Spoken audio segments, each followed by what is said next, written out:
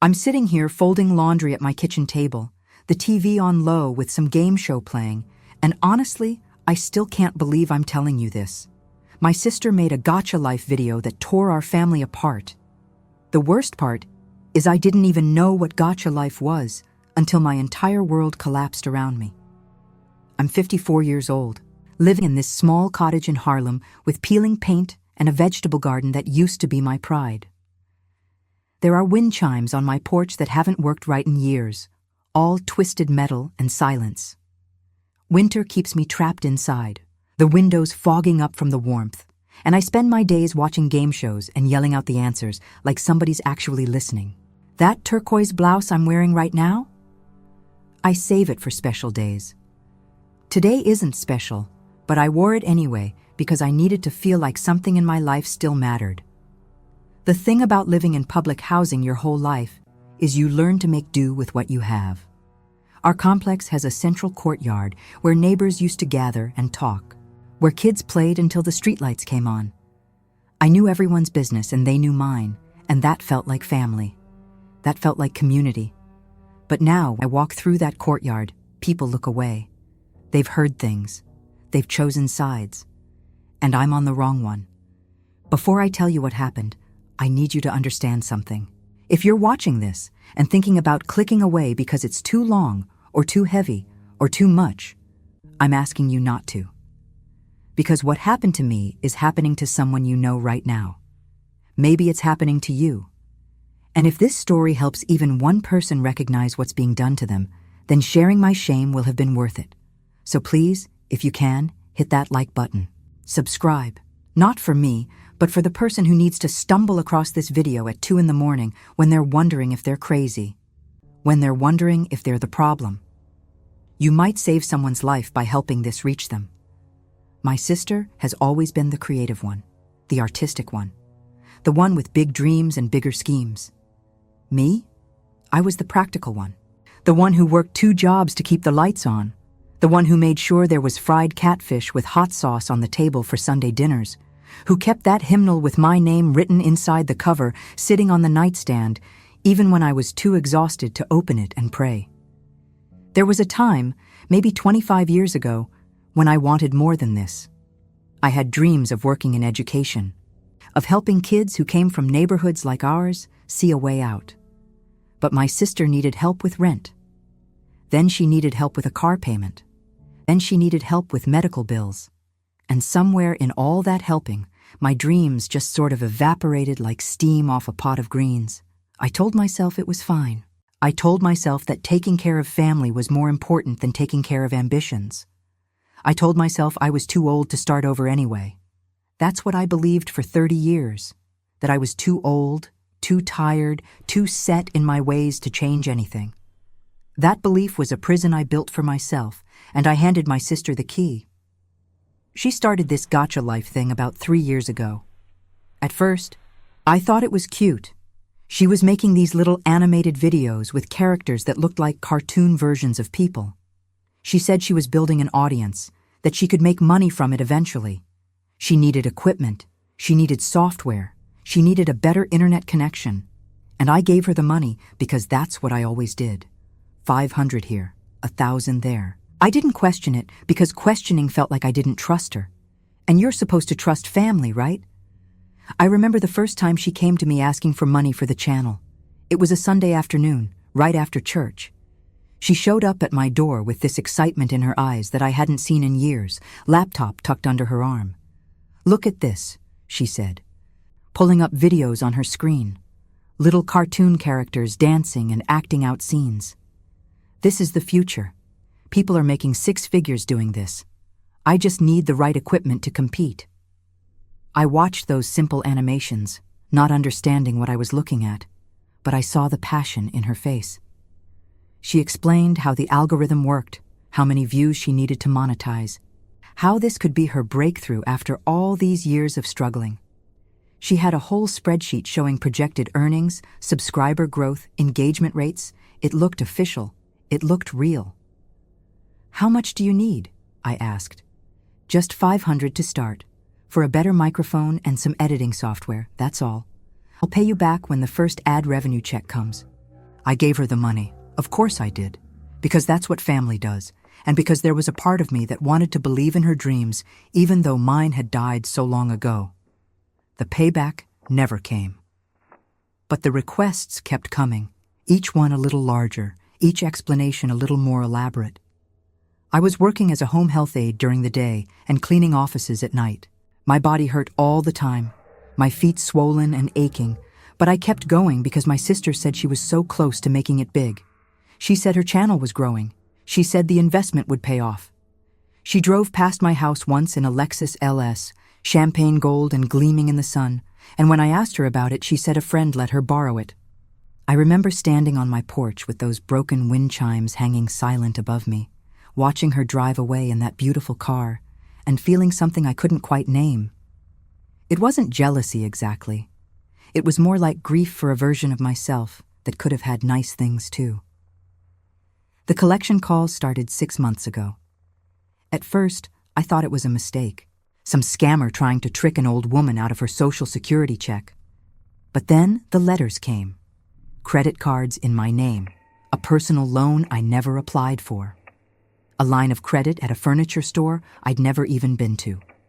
$47,000. That's what I owed because my name was attached to accounts I didn't open.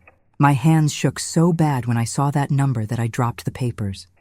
They scattered across my kitchen floor, across the linoleum I'd scrubbed on my hands and knees 1,000 times, and I just stood there staring at them like they were written in a language I couldn't understand. How could this be real? How could my sister do this to me? But I didn't confront her. Not yet, because the alternative was too terrible to accept. If my sister had stolen from me, if she'd betrayed me like this, then what did that say about the last 30 years of my life? What did that say about all the dreams I'd given up to help her?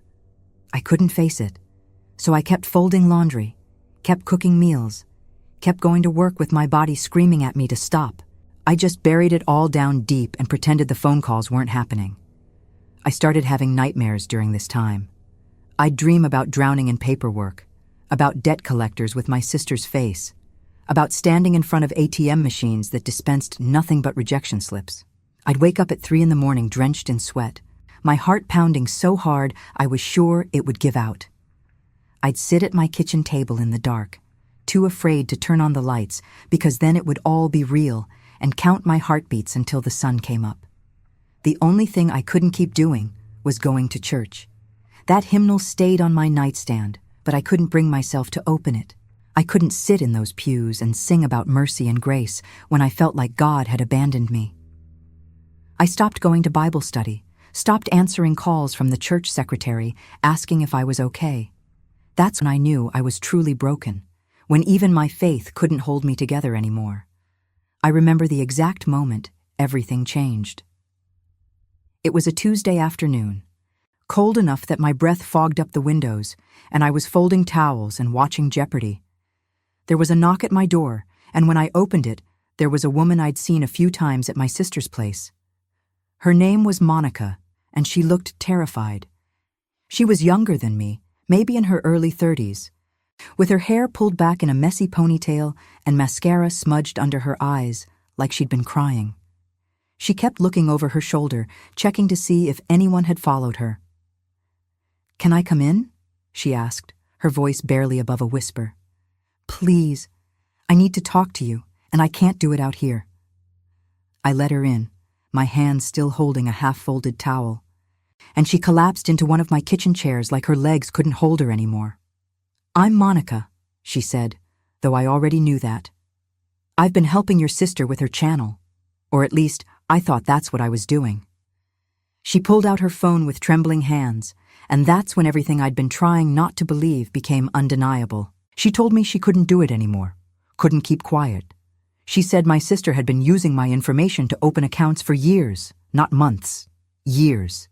She showed me screenshots from my sister's phone, messages between them planning which cards to apply for next, laughing about how I was too trusting to check my credit report. "Look at this one," Monica said, her voice cracking as she scrolled through the messages. "From 2 years ago. She's talking about applying for a card at Macy's in your name because they have high limits. And this one, where she's bragging about getting approved for $12,000 at a furniture store. I read the messages with my vision blurring, my sister's words swimming in front of me. "My sister is so stupid, she doesn't even know how credit works," one message read. "Easy money," said another. "She'll never check. She trusts me too much." Monica said she'd helped because my sister promised her a cut, but now she saw how wrong it was. She said my sister was still doing it, still lying, still stealing. "Why are you telling me this?" I asked, and my voice sounded hollow, like it was coming from someone else. "Because I have a mother," Monica said, and tears started streaming down her face. "I have a mother who would do anything for me, who works 2 jobs just like you do, and if someone did this to her, I'd want to know. I'd want someone to tell me so I could make it stop." And then she showed me the Gacha Life videos. Not the ones my sister posted publicly, but the private ones she made for her close friends. Animated versions of me, fat and stupid and pathetic, with a voice that sounded nothing like mine, saying things I'd never said. Mocking the way I talked, the way I dressed, the way I'd given up everything to help her. In one video, the animated version of me was at a food bank, asking for handouts, while the narrator, my sister's voice, made jokes about how I was too dumb to hold down a real job. In another, I was at church praying for money to fall from the sky while my sister's character laughed in the background. There was one where cartoon me was on the phone with a debt collector, crying and confused, and the video was titled Financial Literacy 101 When You're Too Old to Learn. There were videos about our mother too, about our cousins, about everyone in our family. She'd turned our lives into entertainment, into jokes for strangers on the internet to laugh at. The view counts on these private videos were in the thousands. Thousands of people had watched her mock me, had laughed at my pain, had entertained themselves with my humiliation. I watched those videos on Monica's phone, standing in my doorway with the winter cold seeping into my bones, and something inside me just snapped, not in a dramatic way, not in a way where I screamed or cried or threw things. It was quieter than that. It was the sound of every excuse I'd ever made for her just evaporating into nothing. "I need copies of everything," I told Monica, and my voice was steady for the first time in months. "Every message, every video, every piece of evidence you have. Can you do that?" She nodded, relief washing over her face. "I already put it all on a thumb drive. I was hoping you'd say that." I stopped cooking that week. My sister would call asking what time Sunday dinner was, and I'd tell her I wasn't making it. She'd get angry, say I was being petty, that family was supposed to stick together. I stopped doing her laundry when she'd drop it off at my place, stopped lending her money, stopped answering her calls unless she said exactly what she wanted in the voicemail. The first Sunday I didn't cook, my phone rang 14 times. She left voicemails that progressed from confused to angry to manipulative. What's wrong? Did I do something? Then, you know what? Fine. Be like that. See if I care. Then, Mama's going to be so disappointed in you. She's going to want to know why you're acting like this. It sounds small, but for me it was massive. These were rituals I'd performed for 30 years, and I just stopped. My body felt lighter without those obligations. But my heart felt heavier with the knowledge of what I'd lost. Not my sister, because I was starting to realize I'd never really had her at all. I'd lost my sense of self. I'd lost the ability to see myself as anything other than a caretaker, a workhorse, a woman too old and powerless to change her circumstances. But I wasn't powerless. I just didn't know it yet. My sister started showing up at my house unannounced after I stopped responding to her calls. She'd bang on the door demanding to know what was wrong with me, why I was being so cold. Didn't I know how much she needed me? I'd watch her through the fogged-up window, this woman who looked like family but acted like a stranger, and I'd wait for her to leave. One time she stayed for 45 minutes, alternating between pounding on the door and calling my phone, her voice echoing both from outside and through my voicemail. "I know you're in there. I can see the TV on. What is your problem? Why are you ignoring me?" The wind chimes above my porch stayed silent through all of it, like even they knew there was nothing worth celebrating. My body started breaking down in ways it hadn't before. I'd wake up at 3 in the morning with chest pains, convinced I was having a heart attack. I'd spend entire days in bed, unable to move, unable to care. The game shows played on, but I wasn't yelling out the answers anymore. I was just staring at the TV with the sound turned up to drown out my thoughts. That's when I met Mrs. Chen. A friend from the market told me about her, said she was a social worker who helped seniors dealing with family problems. I didn't want to call at first, because calling meant admitting I needed help, and I'd spent my whole life being the one who gave help, not the one who asked for it. But one night, after my sister had left another voicemail calling me selfish and ungrateful, I picked up the phone. Mrs. Chen came to my house the next day. She was a small woman, maybe in her 60s, with gray hair cut short and practical shoes that looked comfortable. She didn't judge the peeling paint or the broken wind chimes or the pile of unpaid bills on my kitchen table. She just sat down across from me, pulled out a notepad, and said, "Tell me everything. Start wherever you want. We have all the time you need." I told her everything. About the debt, about the Gacha Life videos, about 30 years of giving everything to a sister who saw me as nothing but a resource to exploit. The words poured out of me for over 2 hours, Mrs. Chen nodding and taking notes, never interrupting, never judging. And when I was done talking, when my voice was hoarse and my eyes were dry because I'd cried all my tears out weeks ago, Mrs. Chen said something I'll never forget.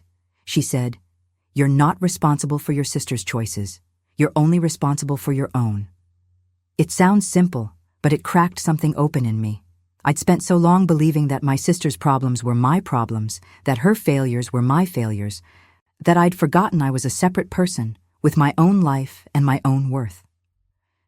Mrs. Chen helped me see that the belief I'd held onto, that I was too old or too powerless to change things, was just another lie I'd been telling myself.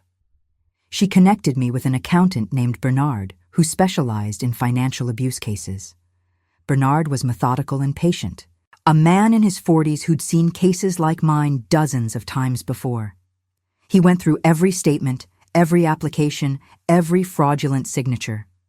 Our first meeting took 3 hours. He spread papers across my kitchen table, creating piles for different types of fraud. Credit cards here, personal loans there, store credit accounts in this stack. Each pile represented a different violation, a different lie, a different betrayal. "This is extensive," Bernard said, "not to scare me, but to prepare me." This wasn't opportunistic fraud. This was systematic, planned. Someone had to know your social security number, your date of birth, your mother's maiden name. This was someone close to you. "It was my sister," I said, and saying it out loud to someone who could do something about it felt like breaking through a wall I'd been beating against for months. It took months of work, going through shoeboxes full of papers I'd been too afraid to look at, but slowly we built a case. $47,000 stolen over 6 years. Credit cards, personal loans, even a mortgage application that thankfully got denied. My sister had been planning to buy a house with my credit, and if that loan had gone through, I would have been financially ruined forever. Bernard found things I'd never have discovered on my own. A car loan from 4 years ago that had defaulted. An electronics store account maxed out buying equipment for her channel. A credit card used exclusively at restaurants and boutiques. Running up charges while I was eating ramen and wondering how to pay my electric bill. "Look at the dates," Bernard said, pointing to a stack of statements. "Every time you gave her money legitimately, she'd open a new account in your name within days. She was using your kindness as cover, making you think that was where your money was going while she was stealing even more behind your back." Bernard told me I could press charges, that what my sister did was a crime, that she could go to jail. But that's not what I wanted. I didn't want revenge. I just wanted my life back. I wanted to open a bank account that only I could access. I wanted to make decisions without wondering if they'd somehow benefit my sister. I wanted to wake up in the morning without that weight of obligation crushing my chest. So instead of going to the police, we went to my family.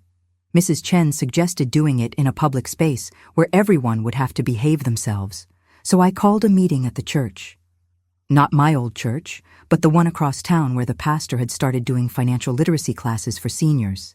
I invited my mother, my cousins, my aunts and uncles, everyone who'd been telling me for years that I needed to do more to help my sister, that family was everything, that blood was thicker than water. Planning that meeting was the hardest thing I'd ever done. I spent a week writing what I wanted to say, rehearsing it in front of my bathroom mirror, trying to keep my voice steady when every instinct told me to back down, to keep quiet, to protect the family peace. Mrs. Chen and Bernard both offered to speak for me, but I knew I had to do this myself. If I let someone else tell my story, it wouldn't have the same power. It wouldn't force my family to look at what they'd enabled. My sister showed up in that Lexus, champagne gold and gleaming, parked right in front of the church like she owned the place. She walked in wearing designer clothes I recognized from her videos, her hair done, her nails perfect, and I thought about my turquoise blouse that I only wore on special occasions because I couldn't afford to replace it if something happened to it. The contrast was so stark it was almost funny. The church had a community room with folding chairs arranged in rows, a podium at the front, and a screen for presentations. My family filed in looking confused, whispering to each other about why I'd called them here. My mother sat in the front row, her face concerned. My sister sat in the back, arms crossed, looking annoyed. I stood at that podium with my hands shaking. Bernard's laptop connected to the projector, and I began. "Thank you all for coming," I said, and my voice echoed in the room, stronger than I expected. "I know you're wondering why I asked you here. I need to show you something. I need you to understand what's been happening to me, what I've been too ashamed to tell you." I had Bernard present the evidence, bank statements projected on the church wall for everyone to see. Applications with my forged signature, and Bernard had done a handwriting analysis showing the signatures didn't match mine. Messages between my sister and Monica planning their next move, laughing about how I was too trusting to check my credit report. The room was completely silent as the evidence mounted. I watched my family's faces change as they processed what they were seeing, confusion giving way to shock, shock giving way to understanding, understanding giving way to horror. And then I played the Gacha Life videos, the private ones where she mocked me and our mother and everyone in that room. I wanted them to see what she really thought of us. I wanted them to understand that this wasn't about money. It was about respect. It was about dignity. It was about being seen as a human being instead of an ATM machine with unconditional love. The audio from those videos filled the church. My sister's voice narrating as the cartoon version of me stumbled around being stupid, being worthless, being a joke. I heard someone gasp. I heard my mother make a sound like she'd been struck. I watched my cousin put her hand over her mouth. When the videos ended, the silence was deafening. My sister denied everything at first. She stood up, her voice shrill and defensive. "This is fake. She's making this up. That woman, Monica, she manipulated those screenshots. She's trying to frame me because I wouldn't give her more money." She pointed at me with a trembling finger. "She's having some kind of mental breakdown. She doesn't understand how credit works. Those accounts, I was trying to help her build her credit. She asked me to do it." She cried and said I was trying to destroy her, that she'd never hurt me, that this was all a misunderstanding. She was good at this, I realized. She'd practiced this performance, probably imagining this moment when she'd be caught. And for a moment, a brief, terrible moment, I saw some of my family members nodding along. They wanted to believe her because believing her was easier than accepting the truth. But then my mother spoke up. My mother, who I thought would defend my sister no matter what, who'd always told me to be more patient, more understanding, more giving. She stood up, her hands gripping the chair in front of her, and her voice was cold in a way I'd never heard before. I recognize my daughter's voice in those videos. I know what she sounds like when she's being cruel, and I'm ashamed I didn't see this sooner. She turned to my sister, and there were tears streaming down her face. "How could you? How could you do this to your own sister? To me? To your family?" That's when things shifted. My cousins started asking questions. "Why do you have a Lexus if you need to borrow money? How did you afford that bag? That's a $3,000 bag. Those designer shoes you're wearing, where did those come from if you're so broke?" My aunts looked at the bank statements with new eyes, calculating, adding up the amounts, realizing the scale of the theft. And slowly, person by person, they turned away from my sister. Not everyone. Some still believed her, still said I was exaggerating, still claimed that families should keep their problems private. But enough people saw the truth that my sister couldn't maintain the lie anymore. She stood up and left. Didn't apologize, didn't acknowledge what she'd done.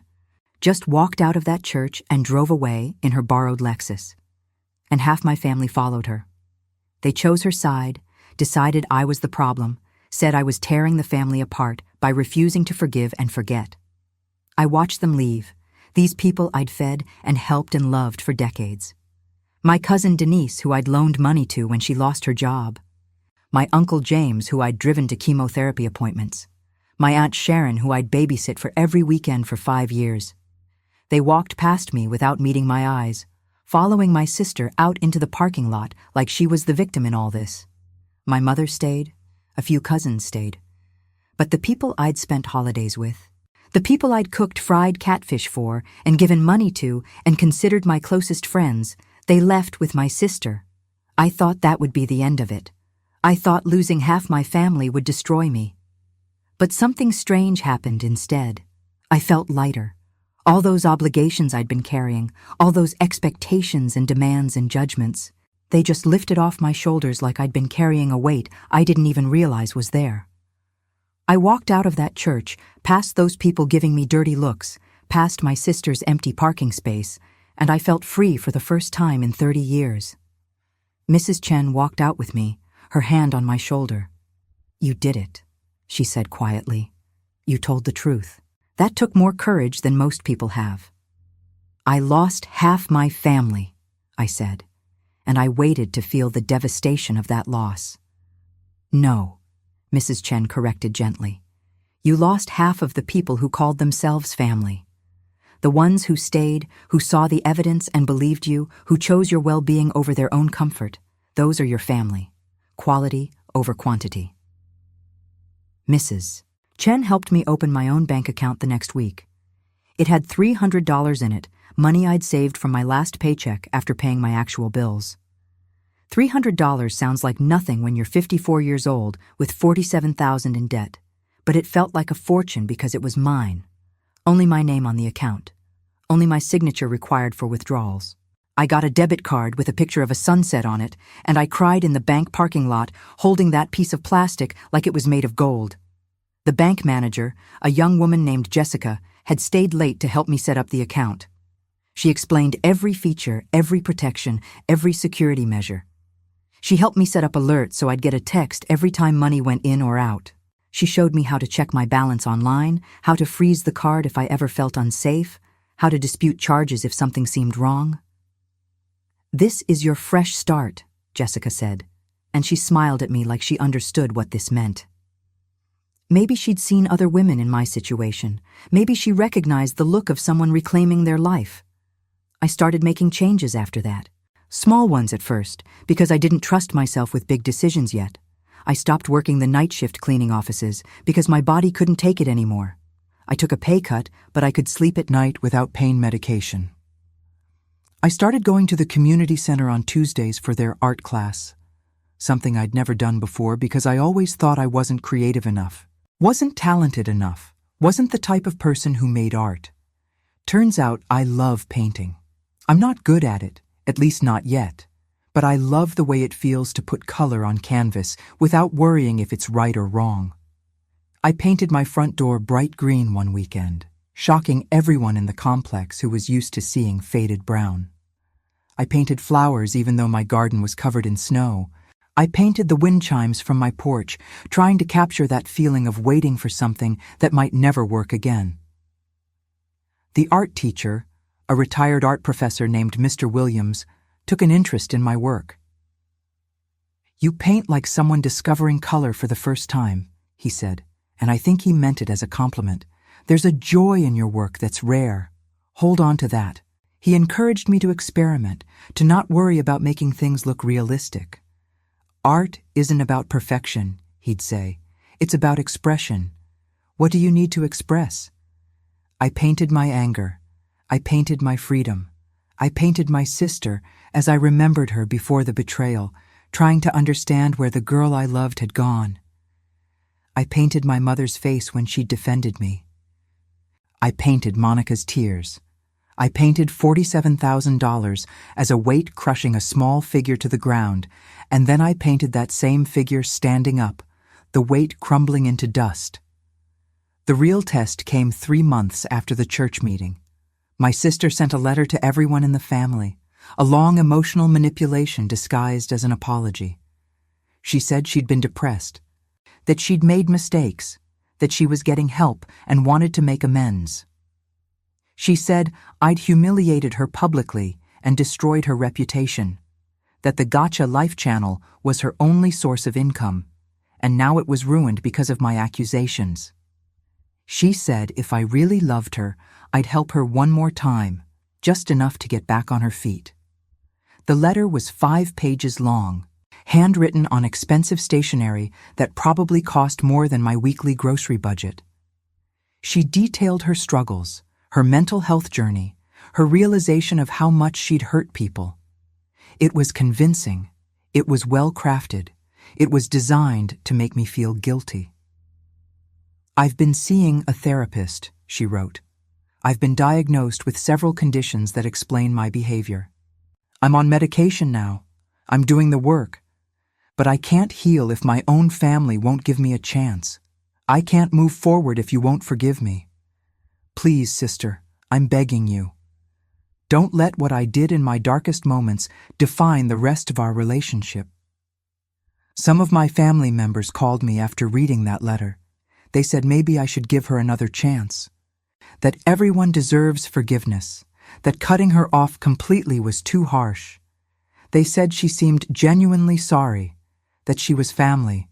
That I was being cruel by refusing to help. My cousin Lisa called me crying. She sounds so broken, Lisa said. She sounds like she really gets it now.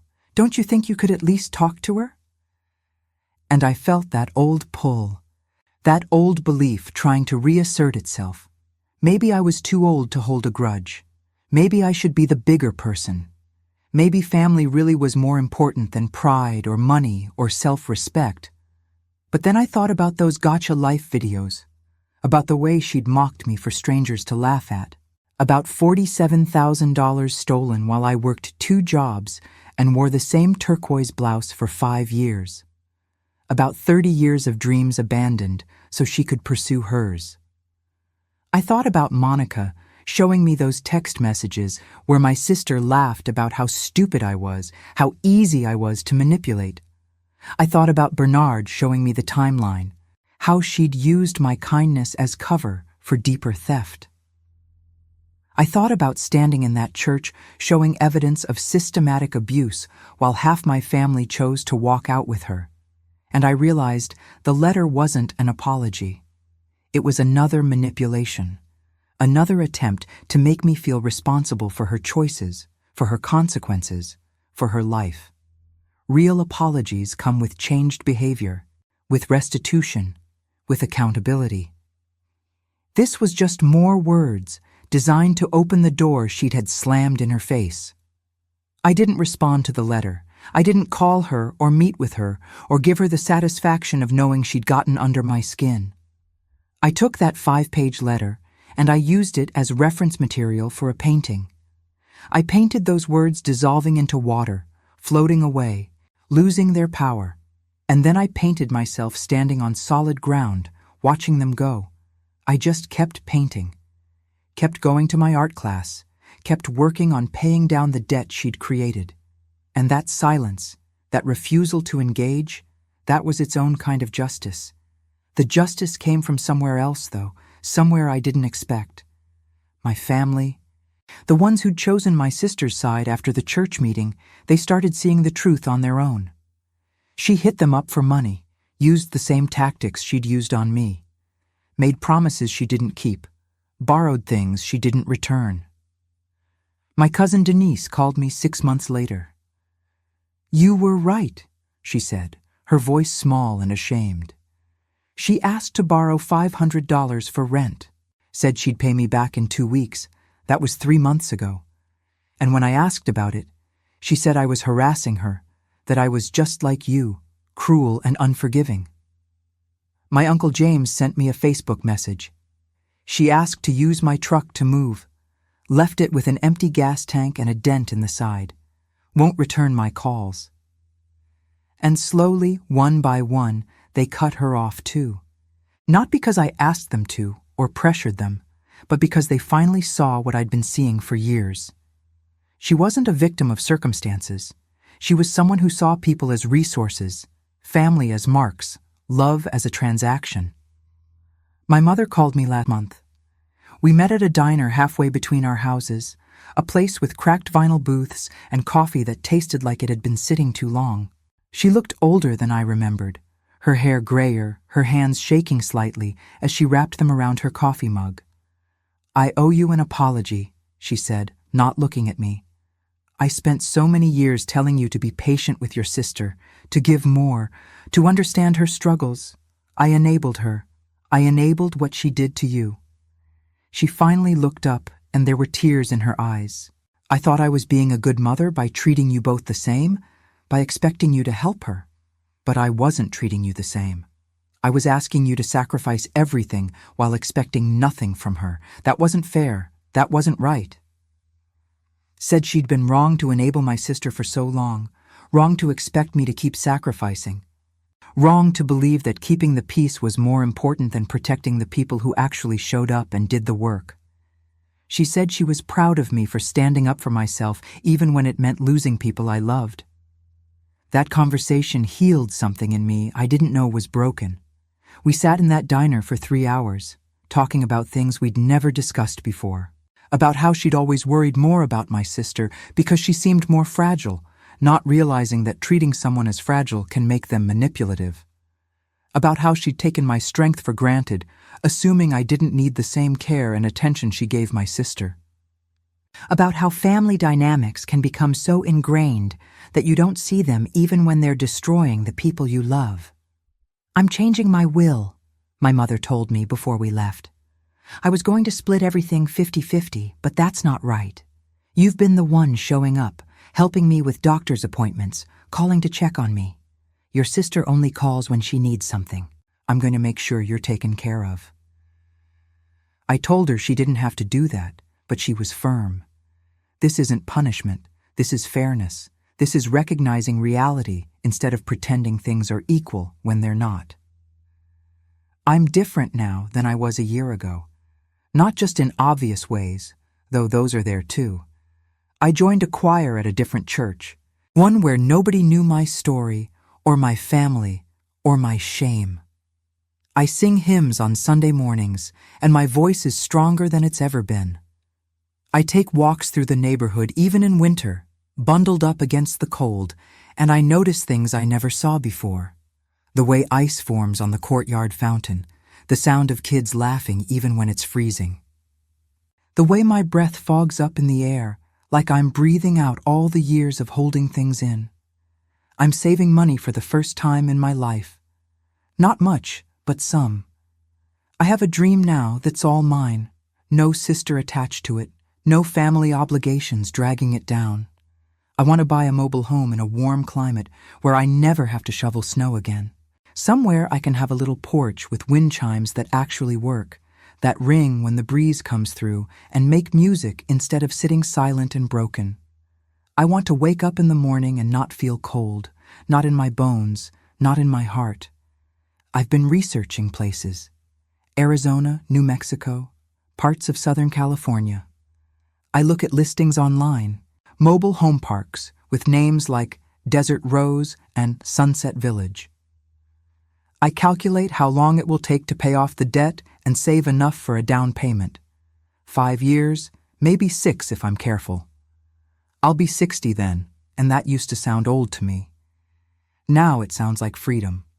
I'm not bitter anymore. That's the strangest part.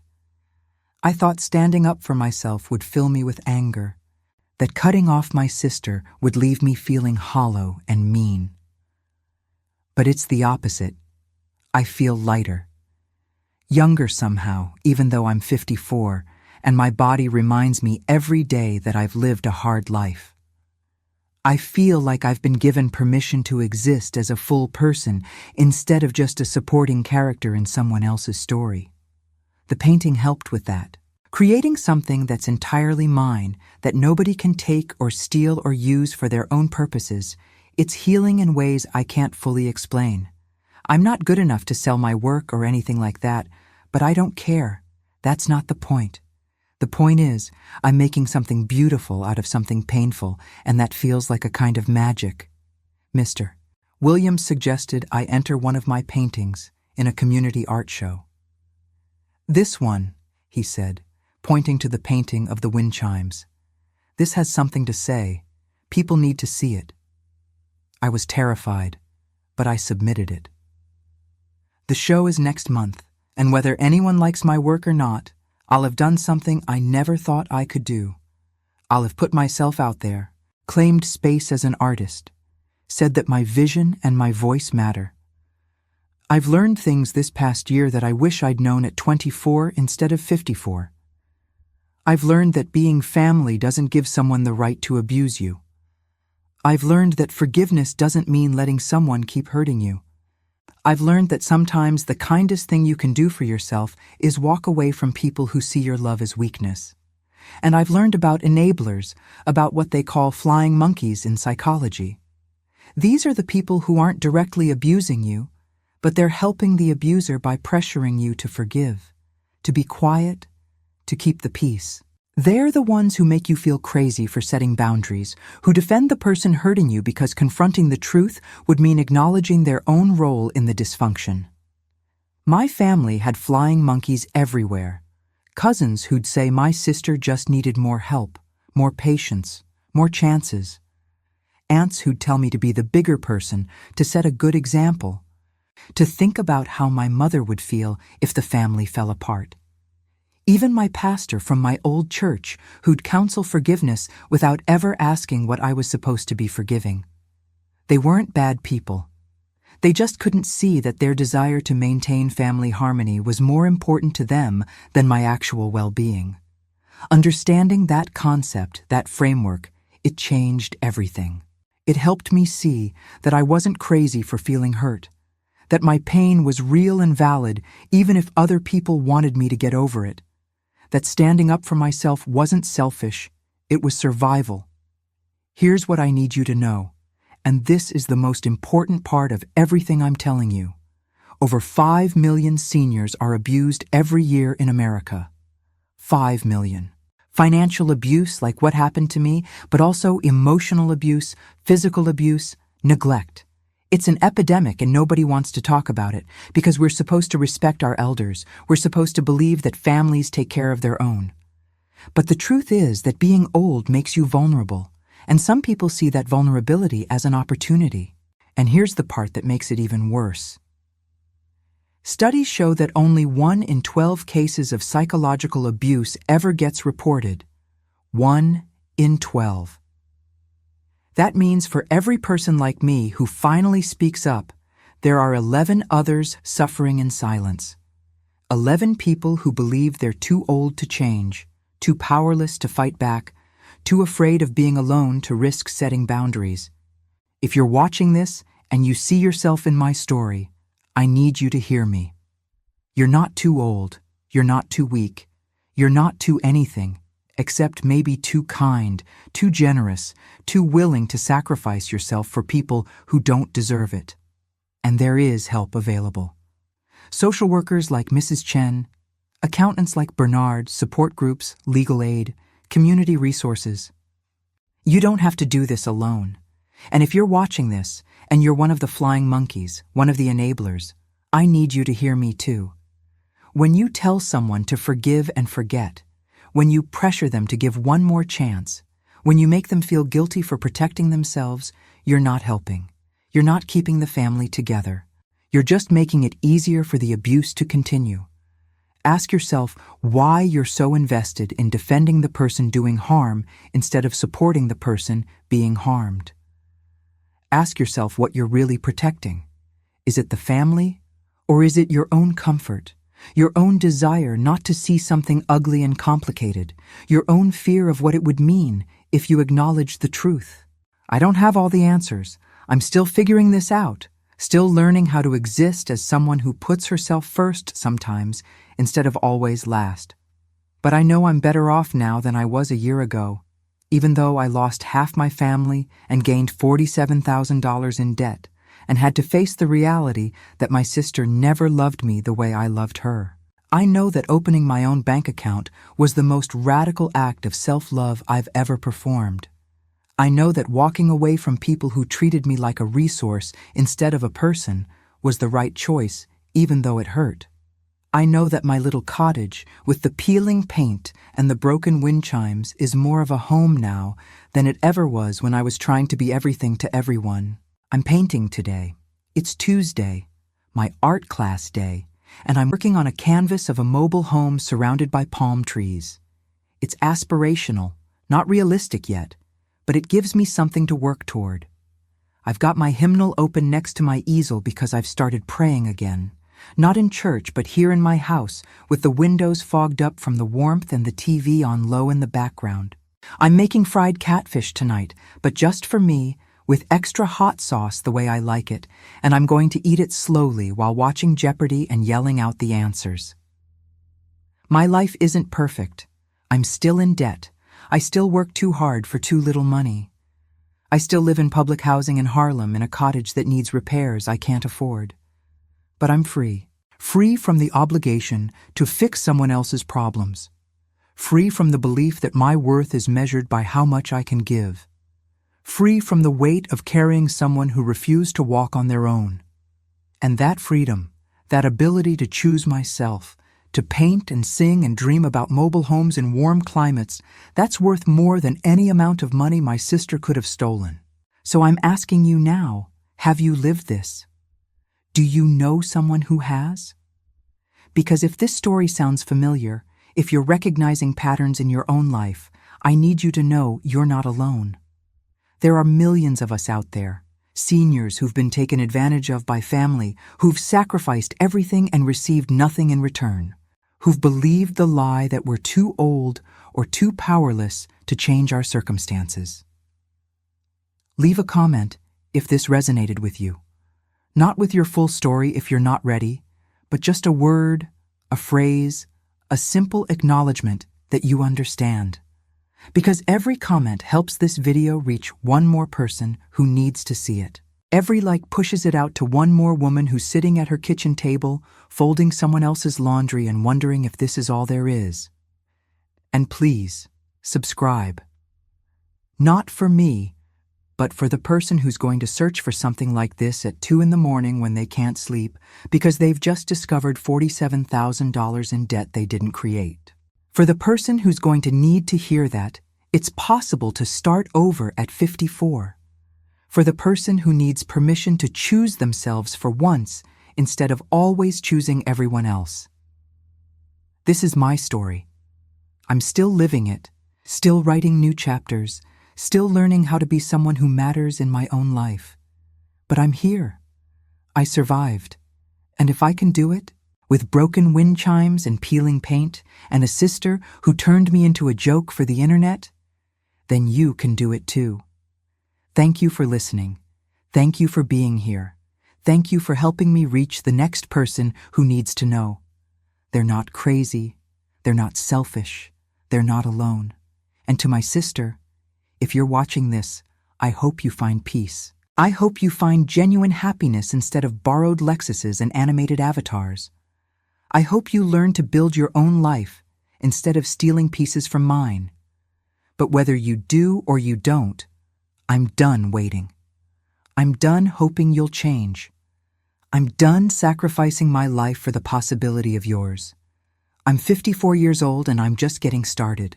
My wind chimes might be broken, but my voice is not. And I'm going to keep singing until every woman who needs to hear this song finally does.